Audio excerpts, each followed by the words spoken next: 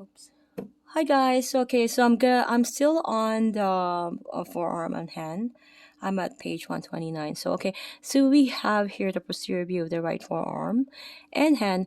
So you can see that it's showing the superficial layers of the muscles. Okay, like the first video that I did, showing the anterior superficial layers of the muscles, if you can remember. Okay, so please watch that, but please look at the image here so we can see the portion of brachioradialis, again the triceps brachii, as we can also see them at the lateral view if you can watch that video as well. So we have the extensor carpi radialis longus, we have the anconeus, as you can see here, this is very interesting muscle.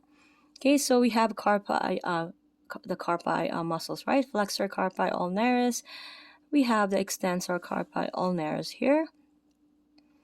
We have extensor carpi radialis brevis. We have also, I mentioned it already, the extensor carpi radialis longus. So these are the carpi muscles, right? So we have the extensor digitorum, extensor digiti minimi, part of the extensor digitorum.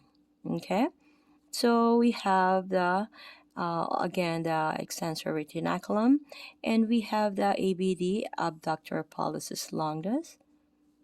Okay, and the extensor pollicis brevis, and the extensor pollicis longus. Okay, so these three, and we have the extensor indicis here.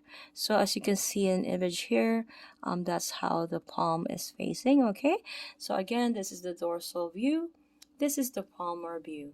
Okay, so the next time in a taburn, okay, oh, but prior to that, my apologies, thank you for understanding. I'm gonna read this area here first.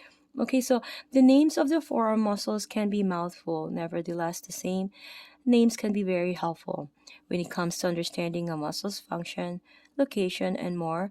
Take, for example, the muscle extensor carpi radialis longus. What does the name reveal? So that is really self-explanatory without reading this, right? It's an extensor, it's a carpi muscle, and it's in the location, it's telling where it is located.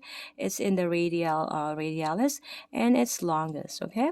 What does the name reveal? We're going to read number one. It is specialized as an extensor. So it extends. This also indicates that there is a flexor carpi radialis, right? If there's an extensor, we all know that there's also a flexor because it comes hand in hand and it integrated. Okay, I did a video with regards to that. Please watch that video. Number two, we have the carpi, means it extends the carpals, which is the wrist joint. Okay, so this indicates there is also a different muscle that moves the digits. Okay, which is the extensor digitorum. Okay, so if you can see, just like our lower leg, it's compartmentalized. This is also subdivided, right?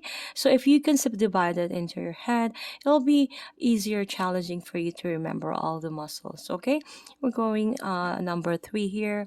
It runs along the radial side of the forearm. Okay, so this indicates that there is also an extensor carpi ulnaris on the ulnar side. Okay, so see, you having it categorized in your head. So if there's a radial side, there's also an ulnar side. Because again, if there's an abductor, there is an abductor, right?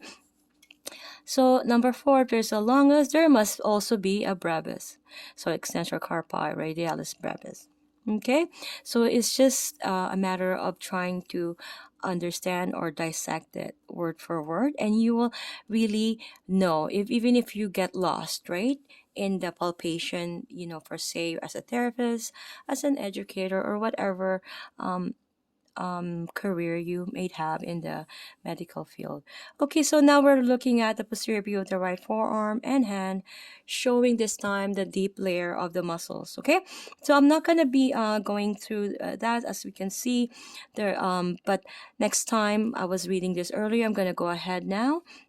Next time at tavern, sorry about that, drunkard threatens to punch you in the nose, catch him off guard by inquiring, will you deliver that blow with your extrinsic or intrinsic muscles?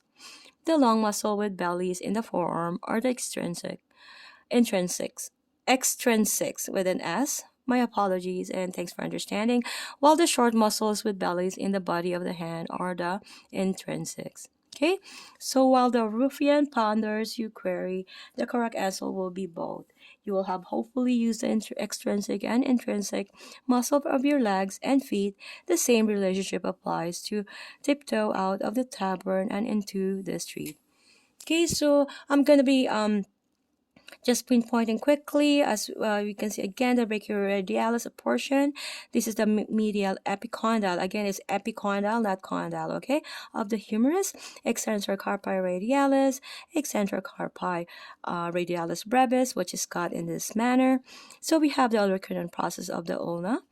We have the supinator, we have the extensors, pollicis longus, and the indices, and the carpi radialis longus, right? And carpi radialis brevis. Okay, we also have the carpi radialis longus here, like I said, again, cut in these manners for the radialis brevis as well. And we have the remaining here, the abductor ABD, pollicis longus, and an extensor pollicis brevis, because if we do have extensor pollicis longus, we will have an extensor pollicis brevis, right? So again, thank you guys and see you guys on the next video.